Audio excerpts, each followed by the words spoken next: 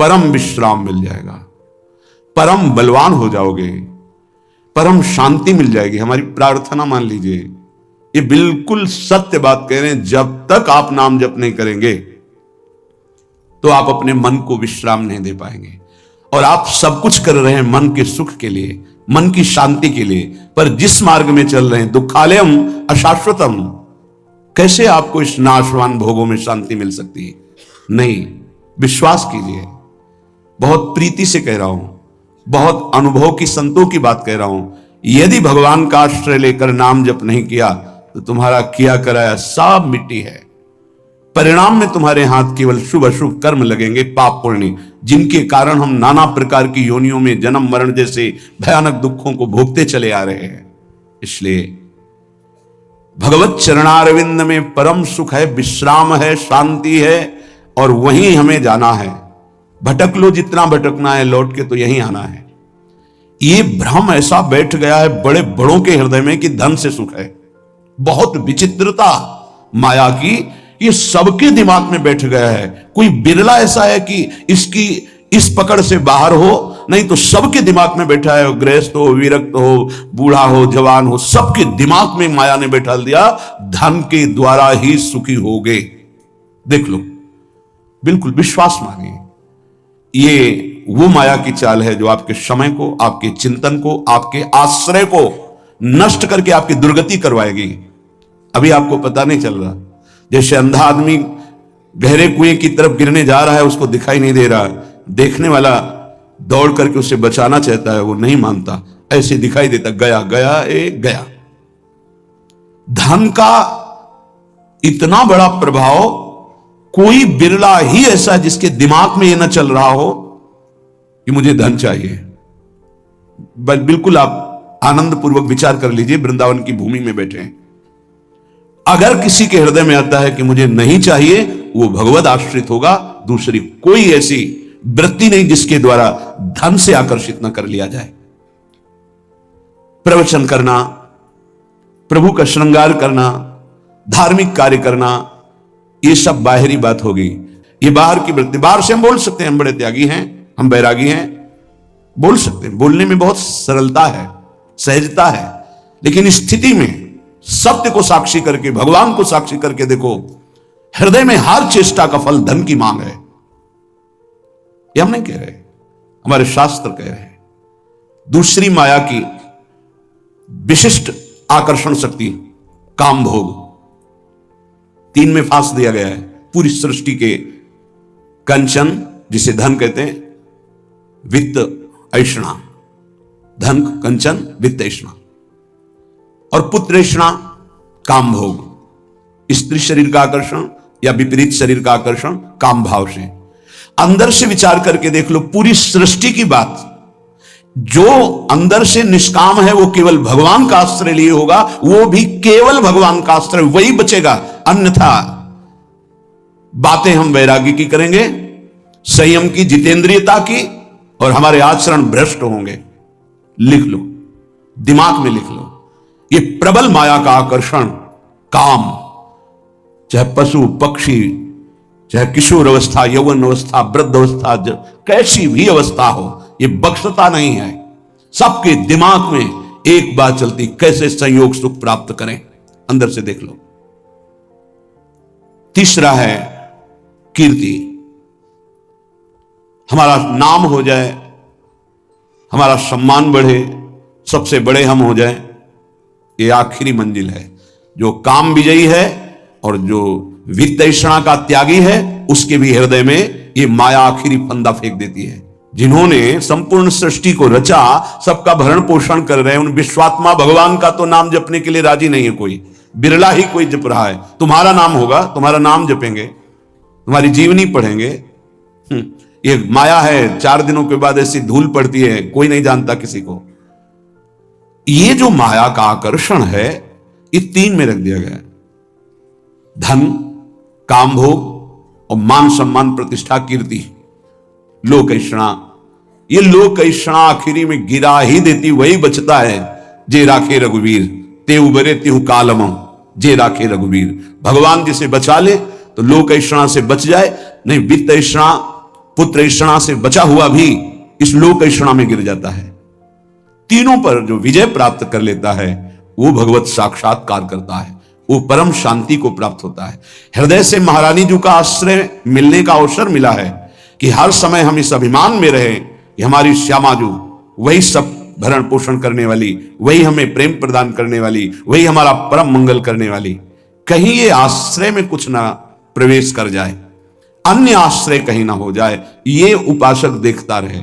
जो अन्य आश्रयी हैं उनको इस बात पर चिंतन करना चाहिए, विचार करना चाहिए, ये अन्य आश्रय आपकी दुर्गति के सिवा और कुछ नहीं कर सकता। अगर दुर्गति को रोक सकता है तो भगवत आश्रय रोक सकता है। यदि तुमसे इतने महान पाप हो चुके हैं कि जिनकी तुम खुद स्मृति करके घृणा करते हो, कभी कभी ऐसे पाप हो जाते हैं कि अपना हृदय ही अपने को दंड देने के लिए कहता है कि बहुत नीच आचरण तेरे द्वारा हो गए। अगर ऐसा भी है और हमारे प्रभु की शरण में आ जाए तो बाहुओं में लेकर हृदय से लगाते हैं, ऐसा स्वभाव है। कोटि विप्र बदला गए जाहू, आए शरण तजऊ नहीं ताहू। इसलिए सबसे प्रार्थना है ये मन, ये बुद्धि, ये माया इन पर बैठ करके आश्रय का बदलाव कर देगी। यदि गुरु कृपा से, सत्संग की कृपा से, प्रियालाल की कृपा से आपका आश्रय बन रहा है प्रभु प्रियाजू, तो ये बहुत जन्मों की साधना सुकृत सब फलीभूत हो रहे हैं। इससे मत फिसल जाना। अगर आश्रय है तो आपका परम कल्याण निश्चित है। ये माया आश्रय बदलती है, इसका कार्य है आश्रय बदलना। ये अंदर की बात को समझिए। हम ब्रह्मचारी नहीं हैं, हम संयमी नहीं हैं, हम तपस्वी नहीं हैं, भजनानंदी नहीं हैं, चलेगा। पर हम प्रियाजू के हैं, प्रियाजू के सिवा हमारा कोई नहीं है, ये आपको भगवत प्राप्ति करा देगा। यद्यपि भक्त अनन्य जो विषय इंद्रियन बस होए, कर्मठ कोटि जितेंद्रियन तेहि सम लय न हो। उसकी समानता करोड़ों कर्मकांडी और जितेंद्री नहीं कर सकते जिसके हृदय में अनन्यता आ गई है। इसलिए प्रार्थना है, समस्त साधनाओं का जो फल है वो आश्रय है। भागवत में बहुत बड़ी महिमा इस आश्रय की वर्णन की गई। आखिरी है 10वां आश्रय। नवधा भक्ति में 9वीं भक्ति पूर्णता है आत्मसमर्पण। यदि आप अपना मंगल चाहते हैं तो आप खुद देख लीजिए कितने बड़े साधना में आपका प्रवेश है, ईमानदारी से देख लीजिए। भरोसा नहीं है 1 मिनट बुद्धि का। अभी कहती भगवान प्यारे लगते हैं, थोड़ी देर में कहेगी विषय प्यारे लगते हैं। इसका निर्णय ठीक नहीं है, पागल है ये। हमारी जो बुद्धि है वो पागल है। एक क्षण में कहती ये मार्ग सत्य है, दूसरे क्षण में उत्तर देने लगती है। ऐसी बुद्धि का भरोसा नहीं। कितनी बड़ी साधना हो, अपराध बन जाए, वैष्णव अपराध, गुरु अपराध, इष्ट द्रोह, गुरु द्रोह, सर्वनाश हो जाता है। एक आश्रय है तो वो बचाता है, भगवत आश्रय। आश्रय को आप यदि समझ लें तो निश्चिंत हो जाएंगे, निर्भय हो जाएंगे, निःशोक हो जाएंगे। आप प्रभु के अंश हैं। ये प्रकृति प्रभु के द्वारा रची हुई है। ये भगवान का एक जादूमय खेल है। आप उनके अंश होकर इस खेल में फंस रहे हैं। वही गुरु रूप से, शास्त्र रूप से आपको इस खेल से निकलने का उपाय बता रहे हैं। पर आप ऐसे कपटी स्वभाव के हैं, छली स्वभाव के हैं। वो सर्वज्ञ प्रभु और गुरुदेव से भी छल करता है। हंसी की बात यह है कि जो तुम्हारा परम हित, परम मंगल, परम कल्याण प्रतिपल सोच रहे हैं, तुम उनसे छल और कपट कर रहे हो, केवल माया प्रेरित होकर के। क्या नहीं पता, क्या नहीं पता। तुम्हारे मन में जो स्फुरित होता है प्रभु को स्फुरित होने के पहले पता है नहीं। प्रभु कह रहे हैं और सब चलेगा। मोहि कपट छल छिद्र न भावा। और अगर अवगुण है तुम्हारे, धीरे धीरे सब ठीक हो जाएंगे। जन अवगुण प्रभु मान न काऊ, दीन बंधुवती मृदुल स्वभाव। लेकिन यदि आपके अंदर छल कपट है तो प्रभु कह रहे मोहि न भावा। नहीं, हम पापात्मा हैं, गलतियां हुई हैं, जैसे हैं नाथ आपके हैं, आपके सामने हैं। इससे आश्रय तत्व पुष्ट होता है। इसी आश्रय से घोर पातिकी को भगवत प्राप्ति हो जाती है। एक बार आश्रय ले लिया तो हमारे प्रभु छोड़ने वाले नहीं, आप छोड़ सकते हो, आपका स्वभाव है। प्रभु नहीं छोड़ेंगे। आश्रय का इतना विशेष महत्व है। जैसे कई बार सत्संग में सुनाया कि जगन्नाथ जी के श्रीअंग पार्षद कुसंग वशात वैश्यागामी हो गए।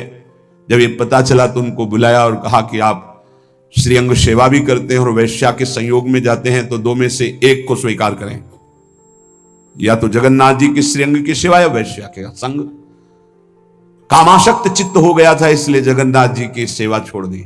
पर खास बात, आश्रय नहीं छोड़ा, जगन्नाथ जी की प्रसादी पादुका अपने साथ ले गए। एक बार उठाकर सर में पादुका रख लेते और छाती से लगा के कहते, प्रभु मैं आपकी माया में फंस गया हूं, मेरी हिम्मत नहीं कि मैं इसका संग छोड़ सकूं, मैं आसक्त चित्त हो गया हूं। कई वर्षों के बाद जब उनका शरीर पूरा हुआ तो जगन्नाथ जी ने अपने पार्षद को आदेश किया, जैसे मेरे पार्षदों की अंतिम क्रिया होती है, अंत्येष्टि संस्कार होते हैं, वैसे उसका करो। तो उन्होंने कहा, प्रभु उसने तो आपको छोड़ दिया, वैश्या को स्वीकार किया, अब हम कैसे कर सकते हैं? उनका जगन्नाथ जी ने कहा, नहीं, उन्होंने छोड़ दिया लेकिन हमने नहीं छोड़ा, हमारा स्वभाव छोड़ने का नहीं है। आप इस बात पर ध्यान दीजिए, कितना भी अपराध बन जाए भगवान अपने भक्त को नहीं छोड़ते। नामे भक्ता प्रणश्यति। वही जब अंत्येष्टि क्रिया बाहरी भगवान आदेश कर रहे हैं, तो उनकी अंतिम गति में क्या भगवान कोई गड़बड़ी होने देंगे क्या? परम पद की प्राप्ति होगी। एक बार भगवान स्वीकार कर ले, आप आश्रित हो जाइए। एक बार कृष्णदास जी जो पुष्टि मार्गी हैं, आचार्य चरण से कुछ ऐसा, तो बाजार में देखा सुंदर जलेबी बन रही थी, इससे देखो ये तो श्रीनाथ जी के लिए बहुत सुंदर, भाव में भर गए। तो उधर जब आचार्य चरण ने पर्दा खोला तो श्रीनाथ जी जलेबी पा रहे थे। तो कहा, जय जय, बाजार की वस्तु तो आपको भोग लगती नहीं, और हमने अभी लगाया नहीं, ये कहां से आप पा रहे हैं? उन्होंने भाव में लगाया भोग, और यहां साक्षात श्रीनाथ जी पा रहे। कृष्णदास ने बाजार से भोग लगाया है। वह प्रभु कृष्णदास जी का तो त्याग कर दिया गया है, फिर आप भोग? बोले, आप आचार्य हो, आप गुरु हो, आप त्याग कर सकते हो, पर मेरा स्वभाव नहीं। एक बार जिसे पकड़ लिया उसे मैं कभी छोड़ नहीं सकता, वो भले मुझे छोड़ दे, मैं उसे नहीं छोड़ सकता। भाई जी महाराज से स्वामी अखंडानंद जी ने कहा, आप अपने मन की कोई एक बात बता दें। यही बात बताई कि उमा राम स्वभाव जिन जाना, ताहि भजन तजी भाव न आना। जिसने भगवान का स्वभाव जान लिया, उसे भजन को छोड़कर और कुछ अच्छा नहीं लगता। मान लीजिए, कृपा कर दीजिए, अपने ऊपर कर दीजिए, हमारे प्रभु का नाम तुम्हारी समस्त समस्याओं का समाधान है। बस कुछ दिन मन लगे ना लगे, काम बने ना बने, कोई लाभ दिखाई दे ना दिखाई दे, आप सतत नाम जपने का प्रयास कीजिए। परिणाम में नाच पड़ेंगे आप। पहले आपके पापों का नाश होने दीजिए। नाम का प्रभाव महाअमृत में, जिसने नाम को स्वीकार किया, चाहे वो जैसा रहा हो, उसका परिणाम बड़ा मंगलमय निकला है। देखो, आप कैसे हैं, कौन हैं, हमारे भगवान ये सब नहीं देखते। आपने भगवान का नाम उच्चारण किया, बस इसी से भगवान नहीं जाएंगे।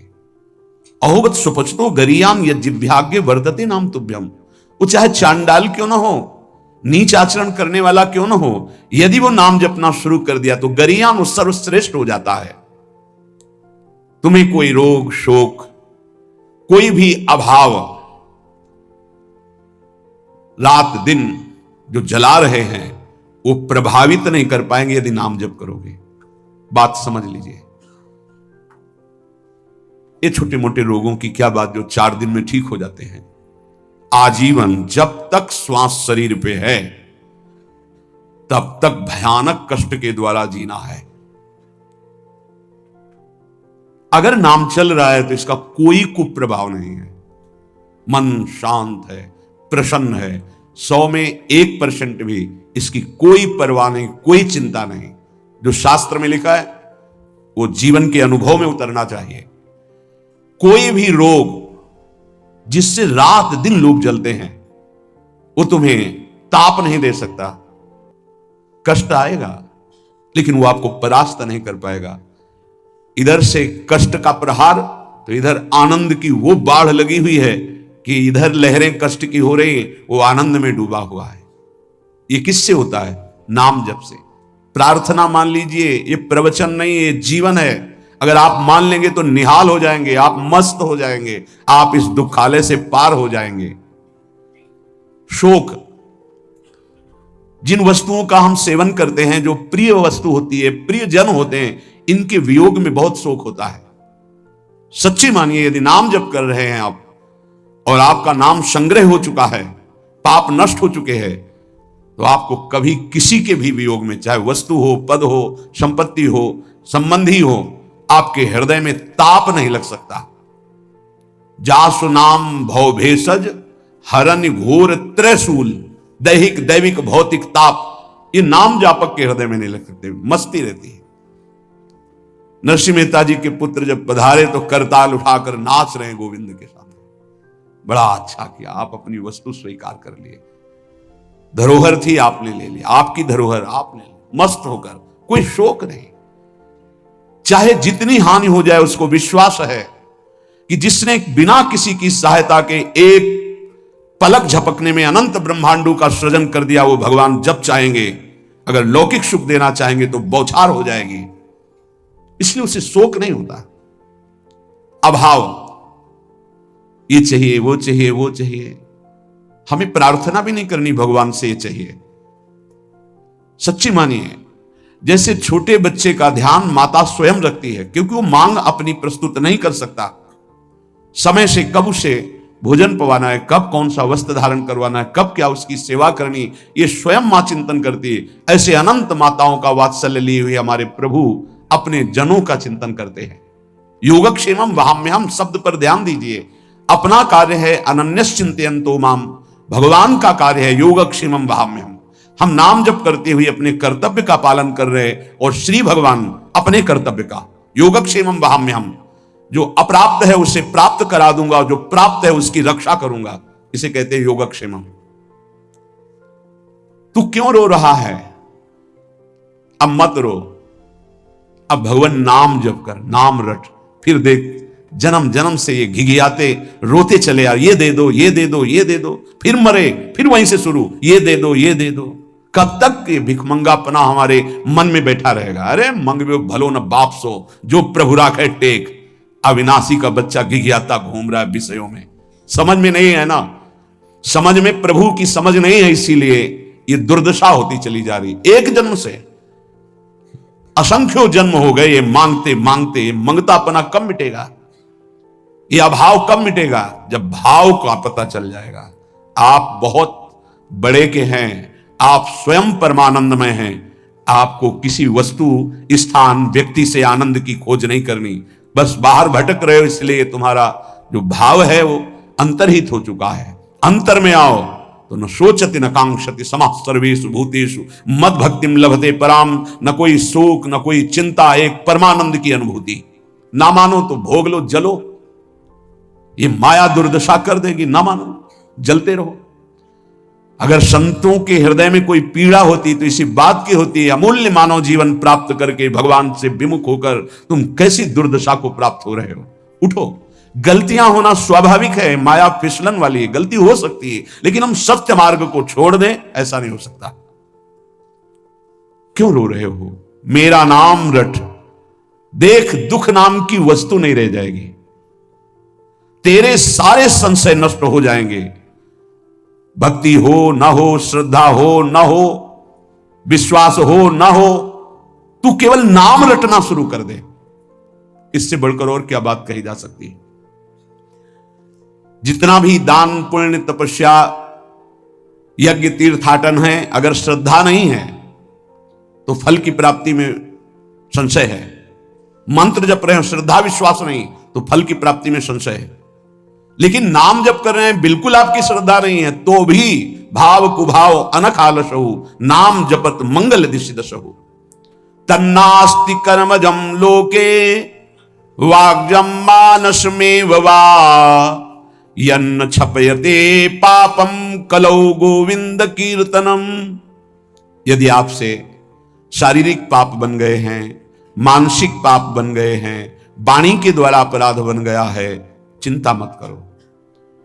आप कोशिश करो कि पाप ना बने, और गोविंद गोविंद, हरि हरि, कृष्ण कृष्ण, राधा राधा राधा, ऐसा नाम उच्चारण करो। नाम उच्चारण से सारे पाप नष्ट हो जाएंगे। तन्नास्ति कर्मजम लोके वाग्जम मानस में उच्च, मानसिक, वाणी के द्वारा, शरीर के द्वारा जो अपराध बन गए, भगवान नाम कीर्तन से, भगवान नाम जप से सब नष्ट हो जाते हैं। बस ये है कि नाम का सहारा लेकर पाप मत करना। अब तक जो हुए सो हुए, चूक हो जाएगी तो नाम भस्म कर देगा उस पाप को। जानबूझ करके, संकल्प करके, हर्षित होकर पाप करेंगे कि शाम के नाम जब कर लेंगे, दिन भर पाप करते हैं, तो फिर वो नामापराध लागू हो जाएगा और वो प्रभाव नाम का नहीं पड़ेगा और आपको उसका दंड मिलेगा।